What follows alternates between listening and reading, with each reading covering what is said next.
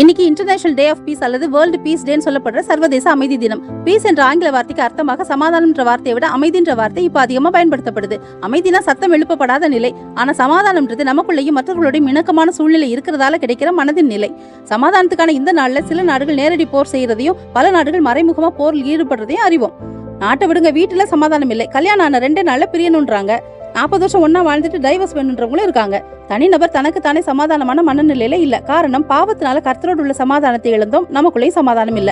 நமக்கு சமாதானத்தை உண்டு பண்ணும் ஆக்கினை அவர் மேல் வந்ததுன்னு இயேசுவின் சிலுவை மரணத்தை பற்றி பரிசுத்த வேதாகமம் சொல்லுது. அதனால இயேசு மட்டும்தான் நமக்கு சமாதானம் தர முடியும். அவர் சொல்றாரு, என்னுடைய சமாதானத்தை உங்களுக்கு கொடுக்கிறேன். உலகம் கொடுக்கிற பிரகாரம் நான் உங்களுக்கு கொடுக்கிறதில்லை. உங்கள் இருதயம் கலங்காமலும் பயப்படாமலும் இருப்பதாக. கர்த்தராகிய இயேசு சமாதான கர்த்தர் நம் உள்ளத்திலும் இல்லத்திலும் முழு உலகிலும் சமாதானம் தரட்டும்.